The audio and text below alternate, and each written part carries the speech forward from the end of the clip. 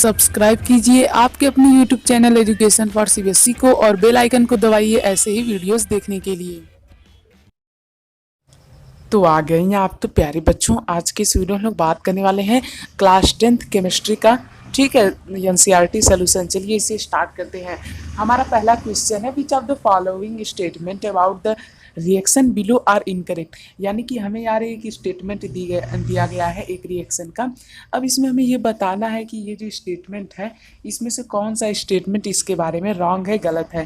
पहला है पीबीओ यानी कि लीड ऑक्साइड प्लस में कार्बन का रिएक्शन कराया गया और हमें क्या मिला है, lead plus carbon D oxide. अब यहाँ पे हमसे पूछा जा रहा है लीड इज गेटिंग रिड्यूस्ड। क्या यहाँ पे लीड जो है उसका रिडक्शन हो रहा है? नहीं तो क्यों नहीं हो रहा है? क्योंकि प्यारे बच्चों यहाँ पे रिडक्शन लीड ऑक्साइड का हो रहा है। तो पहली हमारी इनकरेक्ट स्टेटमेंट तो यही हो गई। क्यों? क्योंकि मैंने आप लोगों को बताया था, मतलब आप लोग जो वीडियो जाके हमारे चैनल पे चेक कर लीजिए, हमने वहाँ पे आप लोग को अच्छे से एक्सप्लेन किया है कि पूरा हम लोग लेते हैं, अकेले नहीं लेंगे कि खाली लीड को ही अकेले लें। लीड ऑक्साइड रहता तब ये सही रहता, यानी डी वाला सही है, ए वाला गलत है। और कार्बन का ऑक्सीडेशन हो रहा है यहाँ पे, यानी कि सेकंड वाला स्टेटमेंट भी हमारा क्या है, सेकेंड वाला स्टेटमेंट भी गलत है। क्यों? क्योंकि यार कार्बन डाइऑक्साइड का ऑक्सीडेशन थोड़ी हो रहा है, कार्बन का ऑक्सीडेशन हो रहा है तब वो कार्बन डाइऑक्साइड बन रहा है। ठीक है, समझ में आया? हमें हमेशा पूरा लेना है। जैसे इधर हमारे पास में क्या था, इधर हमारे पास में था लीड ऑक्साइड, तो हमने लीड ऑक्साइड को लिया कि लीड ऑक्साइड का रिडक्शन हो रहा है, और इधर हमारे पास था कार्बन, तो कार्बन का ऑक्सीडेशन हो रहा है, न कि हम एक को लेंगे। तो अब से हम लोग किसे लेंगे, पूरा को लेंगे। तो हमारा करेक्ट आंसर क्या हो जाएगा, हमारा करेक्ट आंसर हो जाएगा पहला, that is A and B. अब हम लोग बात करते हैं दूसरे वाले क्वेश्चन की तरफ। यहाँ पे हमसे दिया गया है कि ये जो एबव रिएक्शन हमें दिया गया है ये किस चीज़ का एग्जाम्पल है, देख लीजिए आप लोग। तो ये एग्जाम्पल है डिस्प्लेसमेंट रिएक्शन का। क्यों? क्योंकि देख आप लोग यहाँ पे देख सकते हैं कि यार यहाँ पे O2 जो Al है यानी कि जो अल्मोनियम है वो फियरस को यानी कि आयरन को लात मार के भगा दे रहा है। और हमने आप लोगों को बताया भी था कि जब लात मार के भगाए यानी कि जब मार के एक लोग को भगा दे तो उसे हम लोग क्या कहते हैं, डिस्प्लेसमेंट रिएक्शन। जब दो लोगों को मार के भगा दे तो डबल डिस्प्लेसमेंट रिएक्शन। तो ये क्या है, डिस्प्लेसमेंट है। क्यों? क्योंकि यहाँ पे एक लोग को मार के भगाया, वो भी किसे, फियरस यानी कि आयरन को। समझ में आया? समझ में आ रहा है कि नहीं? यदि कोई भी डाउट हो तो कमेंट कर दीजिएगा। What happen when dilute hydrochloric acid is added to iron filing. तब प्यारे बच्चों क्या होगा, जब डाइल्यूट हाइड्रोक्लोरिक एसिड को हम लोग आयरन फिलिंग्स में ऐड कर देंगे, हम लोग ये जानते हैं कि वो ज़रूर उसे डिस्प्लेस करेगा। क्यों? क्योंकि आयरन जो होता है वो ज़्यादा रिएक्टिव होता है, किससे, हाइड्रोजन से। होता है कि नहीं? इसी वजह से हाइड्रोजन को HCl से डिस्प्लेस कर देगा, तब क्या बनाएगा, वो बनाएगा आयरन क्लोराइड। ठीक है, क्या बनाएगा, आयरन क्लोराइड। तो इसलिए हमारा आंसर क्या हो जाएगा, आयरन क्लोराइड, और हाइड्रोजन गैस तो फॉर्म ही होगी। तो हमारा करेक्ट आंसर क्या होगा, ए होगा। ठीक है, अब हम लोग बढ़ते हैं आगे। What is balance chemical equation, why should chemical equation be balance. अब प्यारे बच्चों, बैलेंस केमिकल इक्वेशन वो इक्वेशन होते हैं जिनमें law of conservation of mass, मतलब कि एटम जो है उसे फॉलो किया जाता है।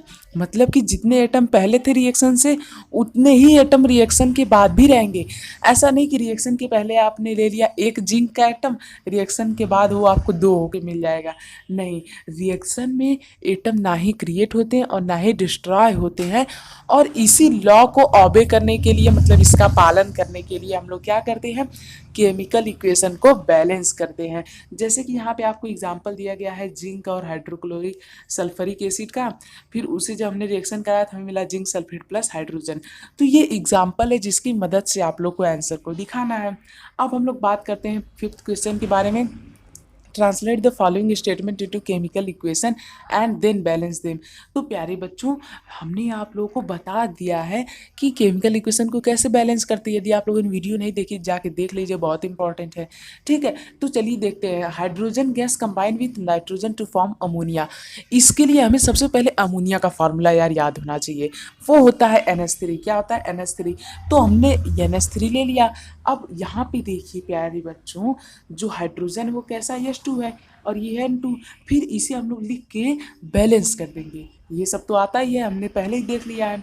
अब बात करते हैं किसके बारे में, यहाँ पे hydrogen sulphide gas burn in air to give water and sulphur dioxide. अब यहाँ पे हाइड्रोजन सल्फाइड गैस का फार्मूला क्या होता है? H2S। क्या होता है? H2S। अब एयर में बर्न हो रही है और क्या दे रही है? Sulphur dioxide. अब देखिए ध्यान से, हम लोग ये जानते हैं कि सल्फर डाइऑक्साइड का फार्मूला क्या होता है? सल्फर डाइऑक्साइड का फार्मूला होता है SO2। इतना क्लियर है ना, मतलब हम लोग जानते ही हैं। अब यार एयर में बर्न होने के बाद कोई भी चीज वाटर भी दे रही है और सल्फर डाइऑक्साइड भी दे रही है। अब देखिए यहाँ पे हमने सल्फर डाइऑक्साइड में ऑक्सीजन को देख लिया, लेकिन ऑक्सीजन तो है ही नहीं, मतलब कि हाइड्रोजन सल्फाइड में ऑक्सीजन का कोई एलिमेंट ही नहीं है। क्यों? क्योंकि ये तो H2S है। तो जरूर उसने इन्वायरमेंट से ऑक्सीजन लिया होगा। समझ में आया? अरे भैया देखिए, हाइड्रोजन सल्फाइड का फार्मूला क्या होता है? H2S। उसमें कहीं O का एटम है? नहीं है।